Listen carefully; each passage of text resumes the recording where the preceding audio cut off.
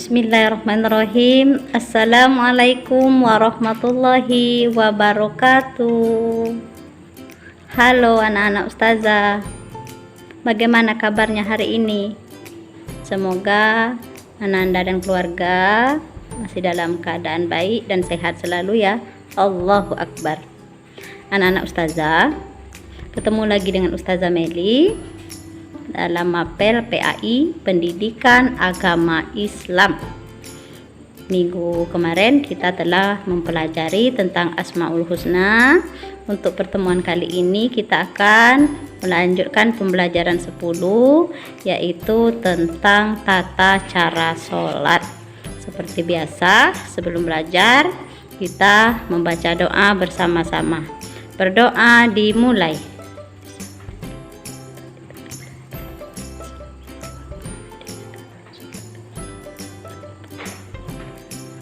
Berdoa selesai. Anak-anak ustazah, silakan dibuka bukunya halaman 114. Di situ kita akan mempelajari tentang pengertian sholat, gerakan sholat, dan bacaan sholat. Tentu anak-anak ustazah sudah sangat tidak asing lagi apa itu sholat dan kenapa kita harus sholat.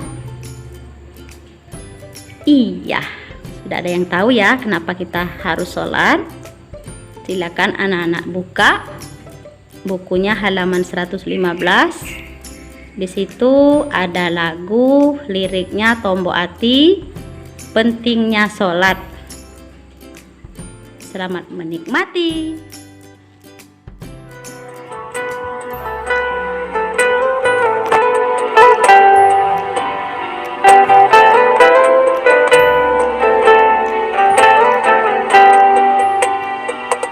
Pentingnya sholat ada 4 perkara. Yang pertama, sholat tiang agama. Yang kedua, sholat kewajiban umat muslim. Yang ketiga, sholat rukun Islam kedua. Yang keempat, sholat dihisab pertama. Yang keempat, sholat dihisab pertama. Barang siapa yang bisa menjalani, insya Allah di akhirat kan bahagia. Barang siapa yang bisa menjalani, insya Allah di akhirat kan bahagia.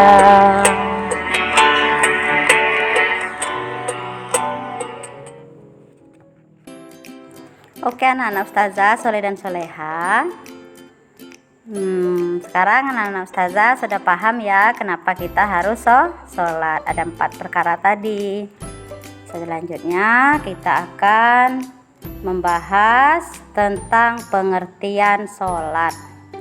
Sholat artinya menurut bahasa adalah doa, sedangkan menurut istilah ibadah yang dimulai dengan takbiratul ihram dan diakhiri dengan salam.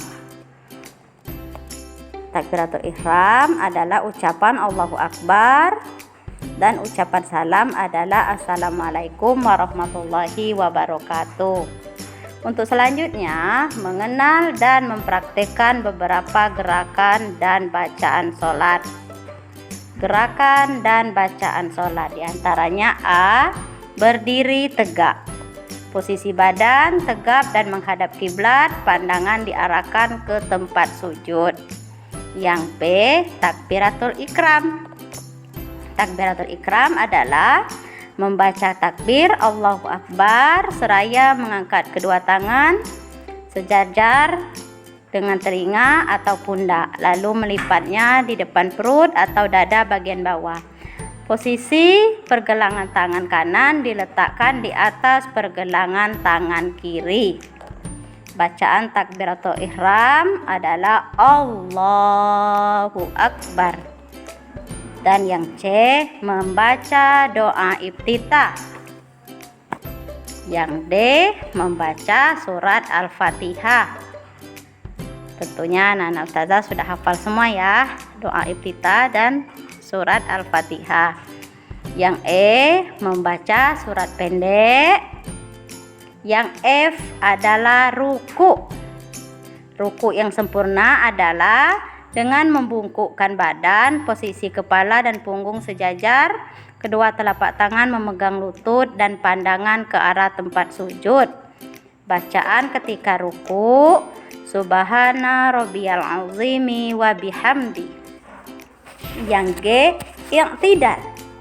I'tidal berarti bangun dari ruku sehingga tubuh kembali tegak. Posisi kedua tangan diangkat setinggi telinga seperti gerakan takbiratul ihram. Bacaan ketika i'tidal, Sami'allahu liman hamidah, Rabbana walakal hamd. Yang H, sujud. Sujud dilakukan dengan cara meletakkan kedua telapak tangan, lutut, ujung jari-jari kaki, hidung dan dahi pada lantai.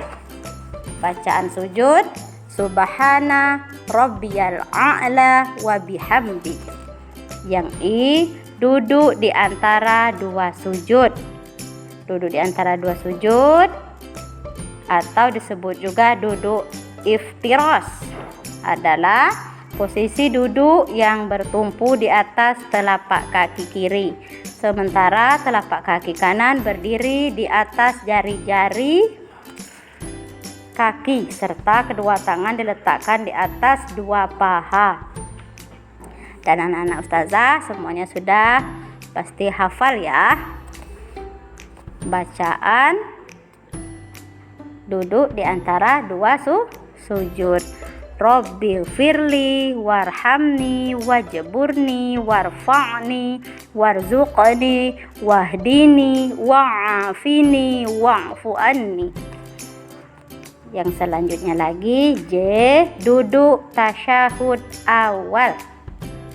Tasyahud awal dilakukan pada akhir rakaat kedua, yaitu setelah sujud yang kedua. Dan tentu anak-anak ustazah juga sudah hafal ya bacaan tasyahud awalnya. Yang K adalah tasyahud akhir. Tasyahud akhir dilakukan pada rakaat akhir salat. Duduk tasyahud akhir disebut tawaruk. Sikap duduk tasyahud akhir adalah dengan memasukkan kaki kiri di bawah kaki kanan, sementara itu telapak kaki kanan dan berdiri dengan tumpukan jari-jari. Ketika duduk tasyahud, jari telunjuk tangan kanan diacungkan ke arah kiblat dan pandangan tertuju padanya. Yang terakhir, salam. Menoleh kepala ke kanan dan ke kiri sambil mengucapkan lafal salam. Ketika menoleh ke kanan, pipi kanan harus dilihatkan dari belakang.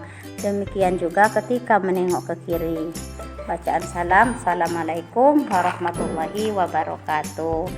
Baiklah anak-anak ustazah, mungkin hanya ini yang dapat ustazah sampaikan pada kesempatan ini. Seperti biasa, sebelum kita akhiri, marilah kita sama-sama mengucapkan lafaz hamdalah. Dan kesimpulannya pada hari ini, semoga anak-anak ustazah bisa meningkatkan lagi ibadah sholat kita kepada Allah yang selama ini masih bolong-bolongnya ditambal. Karena itu tadi kita sudah tahu jawabannya kenapa kita harus sholat. Nah, mungkin hanya ini yang dapat ustazah sampaikan. Ustazah akhiri. Wassalamualaikum warahmatullahi wabarakatuh.